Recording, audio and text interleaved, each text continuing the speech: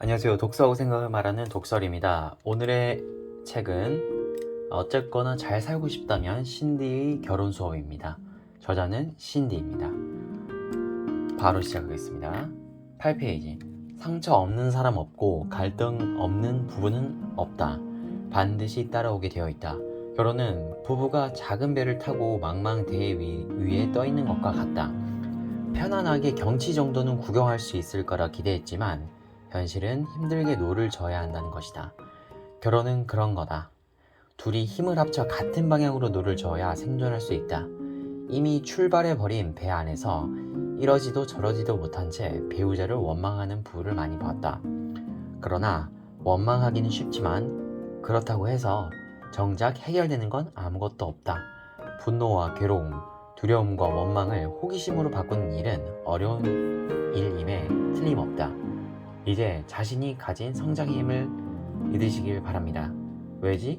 대체 왜 이렇게까지 됐을까? 왜 힘든 거지? 라며 원망 대신 호기심의 눈으로 상황을 바라볼 때 지금 겪는 경험들이 고통이 아닌 성장의 밑거름으로 바뀔 것이다. 더 나은 삶을 찾는 길잡이가 되어줄 것이다. 여기서 제 생각은요, 간단한 원리만 알고 있으면 되겠죠? 어떤 상황으로 괴롭다는 것은 제가 그 부분에 관해 지혜가 지식이 부족하다는 뜻이죠. 즉, 공부 필요의 알람 신호죠. 그럴 때는 관련된 유튜브를 보고 책을 읽고 글을 쓰며 지혜와 지식을 쌓아나가면 되죠.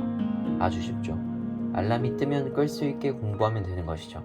이런 쉬운 원리를 모르고 괴로워만 하고 원망, 불평, 불만만 하고 있었죠. 그렇게 보면 괴로운 상황이 왔다는 것은 감사한 일이죠. 제가 더 성장할 수 있는 기회가 찾아왔기 때문이죠. 최근에 유튜브를 통해 부자의 특성 중 하나가 어려움을 피하지 않고 정면 돌파한다는 것을 배웠죠. 부자들은 모든 고통 뒤에 금강이 있다고 믿는다고 하죠. 이 감사한 일을 받아들이고 공부하고 금강을 얻어야겠어요. 할 수 있습니다. 다음 46페이지. 건강한 사랑과 행복한 결혼 생활을 위해서는 비현실적인 기대에서 벗어나야 한다. 연구자들의 연구 결과를 토대로 결혼의 신화를 다음 18가지로 정리했다. 첫 번째, 결혼하면 상황이 지금보다 더 나아질 것이다. 두 번째, 결혼 생활은 모름지기 행복해야 한다. 세 번째, 부부는 항상 함께해야 한다. 부부는 각자 고유성과 독립성을 가지면서 동시에 하나로 결석되어야 하는 독특한 관계, 각자의 영역이 있다는 것을 인정하고 각자의 시간과 사생활을 존중해줄 필요가 있다. 네 번째, 부부는 모든 상황에서 서로에게 완벽하게 솔직해야 한다. 다섯 번째, 행복한 부부는 다투지 않는다. 싸운다는 것은 서로를 미워하기 때문이다. 여섯 번째, 부부는 동일한 시각으로 모든 문제에 접근해야 하며 가능한 한 같은 가치관을 가져야 한다. 해결해야 할 수많은 문제 앞에 부부가 늘 의견이 같을 수는 없다. 다른 게 정상이다. 일곱 번째, 결혼을 한 이상 이기적으로 굴면 안 되고 개인적인 욕구를 포기해야 한다. 여덟 번째, 부부 사이에 문제가 생겼을 때 누구의 잘못인지 제대로 밝혀내는 것이 중요하다. 아홉 번째, 속궁합이 좋으면 부부 금슬이 좋을 수밖에 없다. 열 번째, 부부란 모름지기 시간이 지나면 자연스럽게 상대방의 마음을 꿰뚫게 되므로 배우자가 어떤 생각을 하는지 일부러 확인해 볼 필요는 없다. 11번째, 결혼 생활에서 긍정적인 피드백은 크게 중요하지 않다. 12번째, 결혼을 한 이상 상대가 원하는 모습으로 바꾸는 것이 좋다. 13번째, 안정적인 결혼은 변화도 없고 문제도 없다. 14번째, 남편과 아내의 역할에 대한 보편적인 기준이 존재한다. 15번째, 부부 관계가 소원할 때 아이를 가지면 관계가 좋아질 수 있다. 16번째, 부부 사이가 아무리 최악이어도 아이를 위해서는 함께 지내는 편이 좋다. 심각한 갈등 속에서 아이를 키우는 것보다는 차라리 이혼을 하는 것이 아이에게 더 긍정적일 수 있다고 합니다. 불화 속에서 자라는 아이는 고층 빌딩 꼭대기에서 끊어질 것 같은 줄을 붙잡고 대롱대롱 매달려 있는 불안감을 느끼죠. 17번째, 원만하지 않은 결혼 생활은 연인이나 새로운 배우자로 치유될 수 있다. 18번째, 별거와 이혼은 결혼 생활의 실패를 의미한다. 여기서 제 생각은요, 결혼에 대한 잘못된 신화에 대해서 알게 되었죠. 부부 각자의 시간을 존중, 그리고 부부의 의견이 다를 수밖에 없는 게 정상이죠. 마지막으로 부부가 행복하면 아이는 저절로 잘 성장하죠. 숙지해야겠죠? 다음 126페이지. 서로에게 안전기지가 되어줄 수 있는 행동들은 아래와 같다. 총 6가지입니다. 첫 번째, 상대의 일 또는 활동을 지지한다. 두 번째, 상대의 말에 관심과 호기심이 있다는 것을 느끼도록 질문한다. 세 번째, 상대의 꿈이나 희망에 대해 잘 듣는다. 네 번째, 상대의 일, 공부, 친구 관계, 사회 활동, 취미 등에 관심을 갖는다. 다섯 번째, 상대의 능력이나 잠재력을 인정한다. 여섯 번째, 상대에게 격려를 통해 자신감을 북돋워준다. 건강한 사랑을 오래도록 유지하는 게 쉽지 않겠다는 생각이 들죠. 그래서 조금 어렵더라도 공부하면 좋다는 겁니다. 여기서 제 생각은요, 가치 있는 것은 획득하기 어렵죠. 저는 반드시 제가 생각하는 가치 있는 목표인 행복한 가정을 만들 것입니다. 그렇게 하기 위해서는 공부하고 또 공부한 뒤 실천해야겠죠. 다음 154페이지. 옛날 대가족 책에는 부부 중심이 아니라 가족 중심이죠. 대가족 질서를 유지하기 위해 위계 질서가 필요했죠. 존경 그리고 효를重視했죠. 하지만 이제는 그렇지 않습니다. 시대가 완전히 달라졌죠. 이제는 핵가족 시대입니다. 가정의 질서를 유지하는 가장 중요한 단위는 부부입니다. 그리고 상하관계보다는 수평관계가 더 중요해졌습니다. 부부보다는 배우자를 우선시해야 해야 가정이 잘 유지되는 구조로 바뀌었습니다. 부모보다는 배우자를 우선시해야 가정이 잘 유지되는 구조로 바뀌었습니다. 이제는 부부 사이가 소원하면 그 가정은 깨지게 되어 있습니다. 부부 사이가 좋아야 효도도 가능하고 긍정적인 자녀 양육도 가능합니다. 여기서 제 생각은요, 부부는 한 몸이죠. 내 부모가 아니라 내 아내에게 잘해야겠죠. 내 아내에게 잘하는 것이 내 몸을 아끼는 것이죠. 고부갈등 조율에서도 지난번 신디 선생님의 유튜브를 보고 깨달은 바가 컸죠. 무조건 아내 편을 들어줘야 합니다.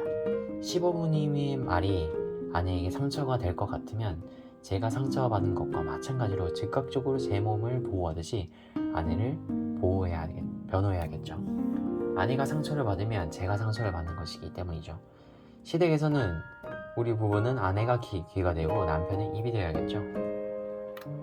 176페이지. iMessage.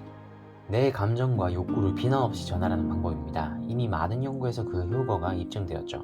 나쁜 예. 애는 나 혼자 키워? 세상 일 혼자 다 해?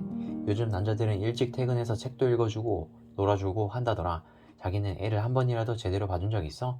어쩜 그렇게 늘 자기밖에 모르냐? 이는 비난이에요. iMessage 사용입니다. 나 요즘 혼자 육아하려니까 너무 힘들어. 자기 도움이 필요해. 저녁에 아기 목욕시켜주고 놀아주는 건 자기가 해주면 안 될까? 난 대신 청소할게.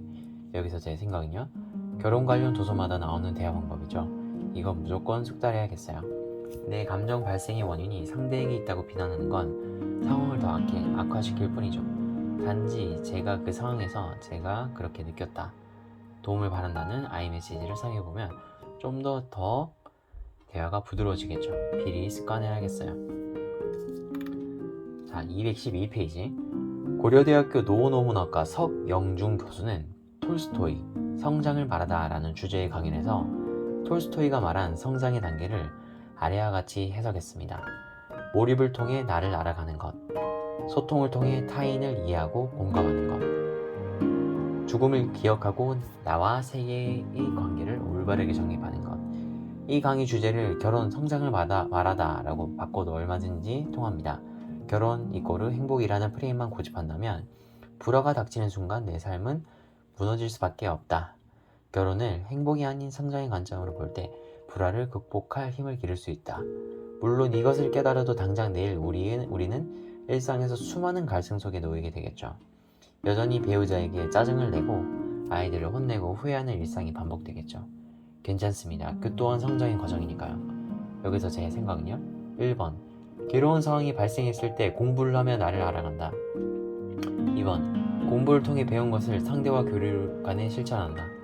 3번 남은 삶을 살아감에 있어서 내가 인생을 살아가는데 정확한 선택 기준을 정한다. 철학. 나를 공부, 이를 상대와 교류하며 실천하며 정확한 나의 철학을 다진다. 즉 이 무수한 행위가 성장의 과정인 것이죠. 이번 결혼 공부도 마찬가지죠. 고부 갈등으로 괴로웠었어요. 당황스럽고 힘들었었죠. 결혼 관련 도서를 읽으며 결혼 생활과 고부 갈등 조율을 관련하여 공부를 하며 내가 어떤 부분에서 잘못하고 있었는지 알게 되었죠. 고부 갈등 조율이 우유부단하고 U 메시지를 사용하는 것이었죠. 이를 상대와 교류하며 잘못된 것은 바로잡으며 노력하며 실천했습니다. 아내의 편을 들어줬고요. I 메시지를 사용했습니다. 새롭게 실천하여 획득한 것에 대해서는 나의 인생의 정확한 선택 기준이자 철학이 되었어요. 고부 갈등 조율 시 무조건 아내 편을 들어야겠죠? 상대를 비난하는 U 메시지는 상대에게 상처를 줍니다. I 메시지를 사용해야죠. 이번 고부 갈등으로 인해 저는 공부하고 실천하여 철학을 다졌어요. 성장한 셈이죠. 저는 앞으로도 수많은 괴로운 상황에서 내 앞에 상황들이 오리라고 저는 생각을 해요. 절대 피하지 않을 것이에요. 공부하고 실천하여 철학을 다질 것이에요. 성장할 것이에요. 이상입니다. 들어주셔서 감사합니다.